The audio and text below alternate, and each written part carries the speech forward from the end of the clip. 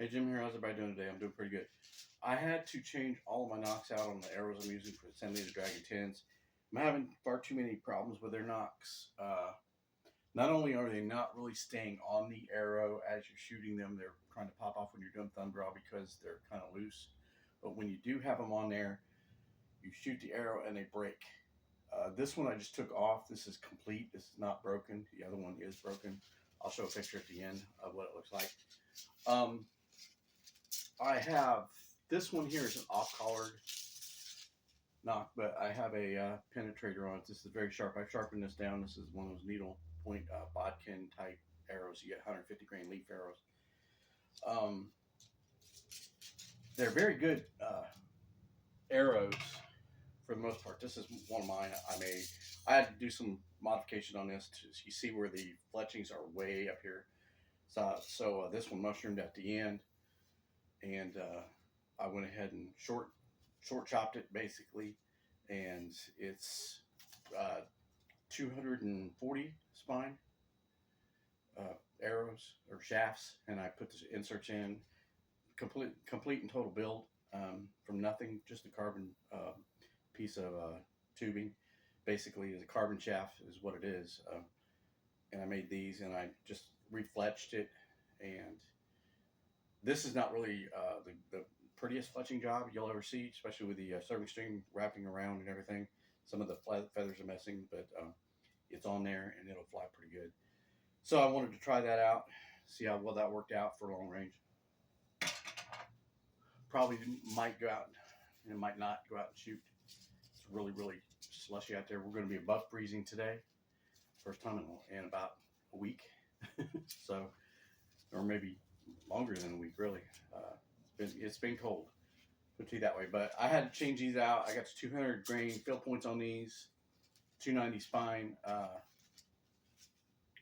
San Dragon 10s. They're very good arrows for target shooting, like I said. I have some that are untouched.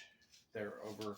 They have the original heads on them. They're the 100 grain field points, and they work out really good for good competition shooting. But I'm shooting 200 grain field points, and there's going to be a difference of drop and or impact, point of impact. Point of impact is going to be slightly different down 200 down on 100. So that's why I'm primarily using the 200 grains.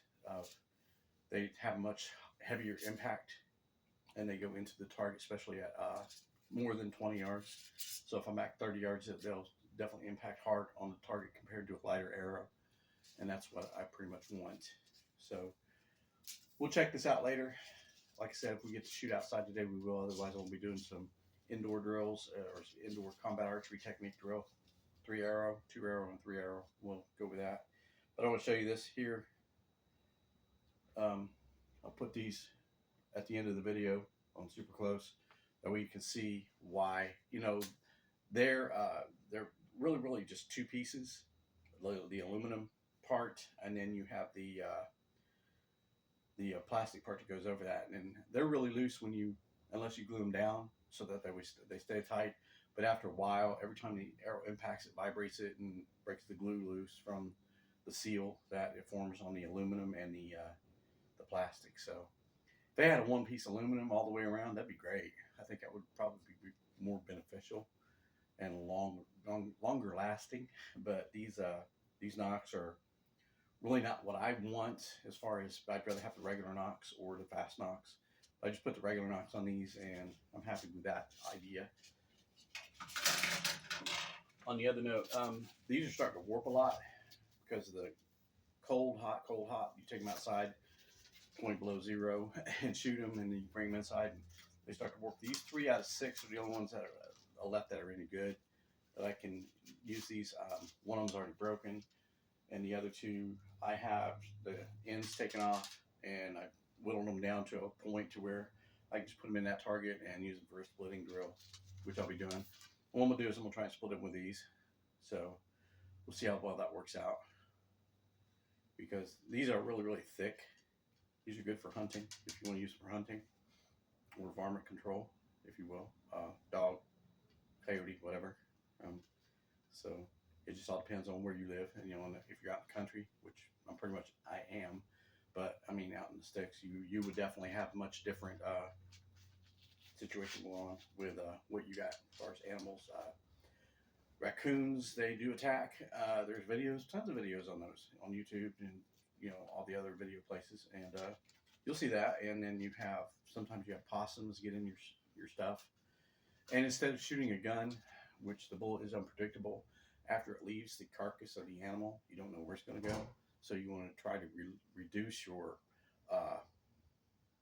collateral damage, for lack of a better way to put it. And so I would go with these. That'd be great for that. So, or any other arrow point for that fact. So long as you do it humanely, always be humane about it. So, yep. On that, I'll send you to this.